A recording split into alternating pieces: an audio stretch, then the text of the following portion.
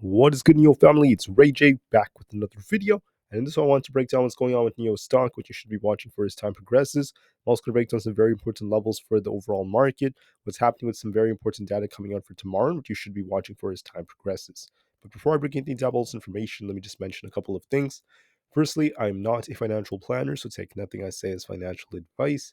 And also, if you guys can, please check out the Moomoo link, which is down below and in the description. If you sign up for Moomoo and deposit $100 into the account, you are guaranteed up to 5 free stocks. If you deposit $1,000, you're guaranteed up to 15 free stocks, and the offer ends very soon. Anyways, now let's break down what's going on with the market. When it comes to NIO, we saw this thing drop quite a bit, hitting 5.8, but then we started to see some buyers defend it as this thing made its way back above the 5 minutes 200 EMA, and we managed to close above that, which is a pretty decent sign. Now, I also want to note that as predicted, Tesla got a very, very horrendous sell-off, coming all the way down 12% to close. It was down even more than that at some points for today. It reached 180 a share and actually managed to hold this for now. So I do think it's going to try to rebound a little bit at the very least. Could this drop more in the future? It sure can. But for now, I think that it's dropped too hard too fast. It might rebound a little bit first before more downside later on in the future. But I do want to look for a little rebound. And I think that with Tesla rebounding, there's a chance that this could have a ripple effect on many stocks out there, especially in the consumer discretionaries and the EV sectors. So this could be a little positive for NIO. Now, when it comes to economic data, we have PCE data coming out an hour before the market opens. That's going to be the most important piece of data. The reason why this data is going to be important is because PCE is just like CPI, except the Fed tends to look more at PCE. For PCE as a whole for all items, basically, if this resembles that of CPI, when CPI came out for all items, this was a little bit hotter than expected. But then when CPI came out for core CPI, I mean, that was as expected. So there's a chance that core PCE is going to be as expected. And then PCE for all items may be a little bit on the hotter end, but nothing's guaranteed until we see the data. This data could also be very manipulated, so we just have to wait and see what they look like. But honestly, guys, everything should be decent except for PCE year over year. There's a risk of that being a little bit hot. We'll have to wait and see if that affects the markets. Be very careful with that. Now, when it comes to more data, as a reminder for earnings, we have American Express tomorrow. We also have Intel announcing earnings right now, and so far they dropped because despite earnings being okay, their outlook for 2024 comes up short. So, not the best of earnings. This has been a little bit negative. When it comes to other pieces of news, the news has come out that SPY basically has a 2.34 puts to call ratio for tomorrow. It has over just under a little bit over 300,000 calls and has just under about 760,000 puts expiring. So we have basically a 2.34 puts to call ratio. The majority positions are puts. So the question is, are we going to see the market hold up and squeeze shorts, or is the market going to just trade sideways? There's a chance the market could squeeze shorts, so watch it very carefully. For NIO is basically talking about its improvements at NIO Talk. The ES8 is getting a lot more recognition. On top of this, there's some news coming out that NIO issues fraud warnings as scammers market gambling businesses in its name. So there are a lot of scammers out there who are making NIO's name not look as good. And this is some negative news for them. There's also some fake documents saying that NIO is entering the gambling industry, which is not true technically. So I just wanted to make that very clear, guys. NIO is not involved in any of that, so no matter what these articles try to say, what anyone tries to say out there. There's some negative headlines saying that NIO is a sell. There's going to be some downside coming, looking at its current important ratios. They're also talking about its performance and such. With that being said, I mean, people could sell if they want to. That's your choice. But I personally think that at the current level, the price is very, very oversold. And for the long term, I think it's still going to see a very, very nice recovery rally once the time is right. I still believe it's going to recover, but you have to remember it's going to take a lot of time, especially after what Tesla announced. Tesla's projecting slower growth than initially projected and slower growth in 2024 relative to 2023, excuse me. So with that being said, it's a little bit negative, especially because of the hardships the EV sector is going through with the higher interest rate environments. Uh, but that, excuse me, guys, I apologize. That in turn is still going to affect NIO.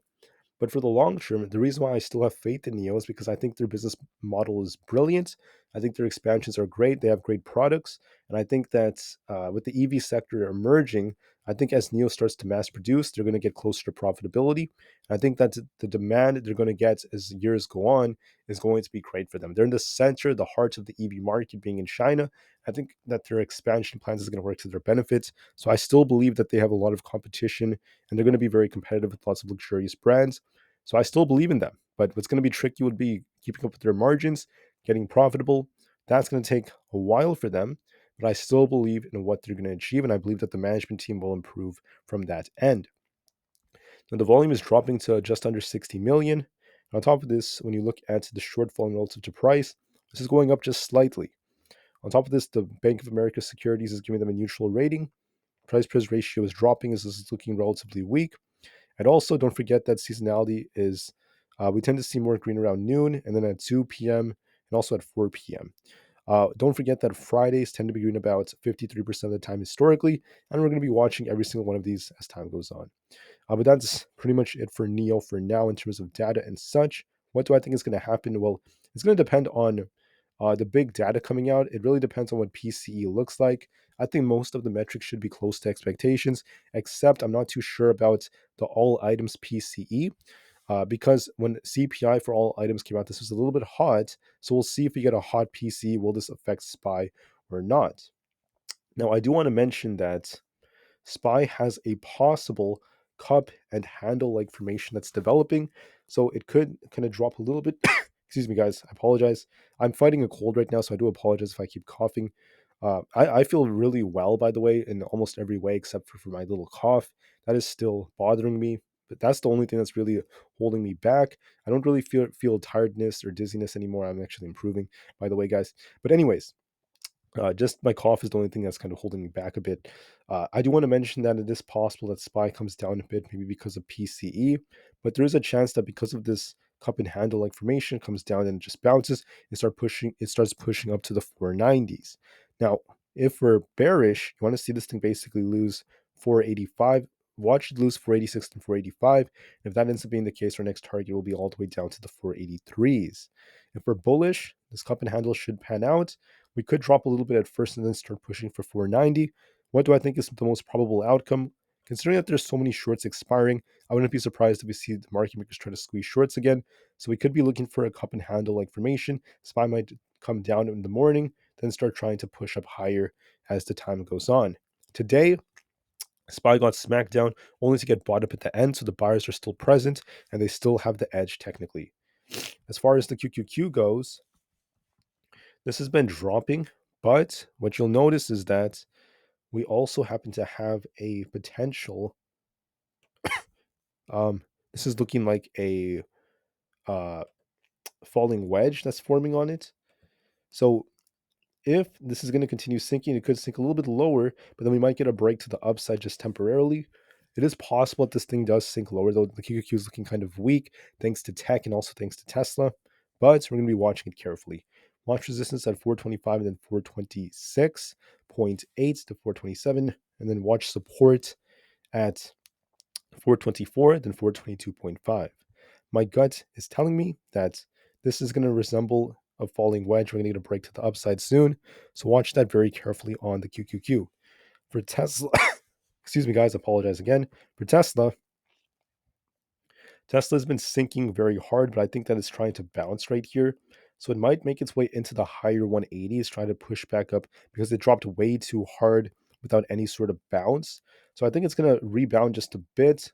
Could it break below 180 in the future? It's sure can, in many weeks to come. But for tomorrow specifically, I think it's going to try to retest the 5-minute 200 EMA at 188, then reject and trade sideways. I think it's going to see some buyers try to defend it. So I think that could help NIO. Besides that, Apple looking kind of weak right here. We got a nice double top leg formation. This also kind of resembles a head and shoulders, but I think that Apple might attempt to push back up to 195 and then trade sideways from there. So I think it might just chop around tomorrow, push back up to 195, reject, and just trade sideways, not really doing too much.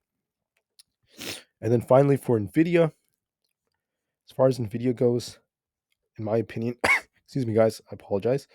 Nvidia may attempt to essentially push back up again. I think it's kind of churning right now, but I think it has potential to retest 616, then shop around there temporarily before we make any other bigger moves. So look for a rebound on Nvidia, then sideways price action. That's going to be key. As far as NIO goes, when you zoom out of the chart, you can see it's kind of curling like this. So I think that NIO has a potential to push a little higher. I think it's going to fall in the morning, retest the $6 range, then attempts to bounce. And I think that the 4 hour is also showing an attempt.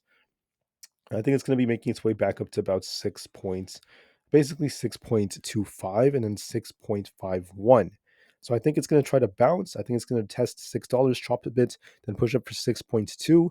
And I think that we're going to see a slight green day tomorrow as we see Tesla attempts to bounce just a little bit. So that's my prediction for NIO. Thank you all so much for listening, guys. I apologize if I was coughing a little bit too much. Still fighting this cold, but I'll be back full and healthy very, very soon. Thank you for listening. Have a great day. NIO to the moon because the long term is very bright, and peace out.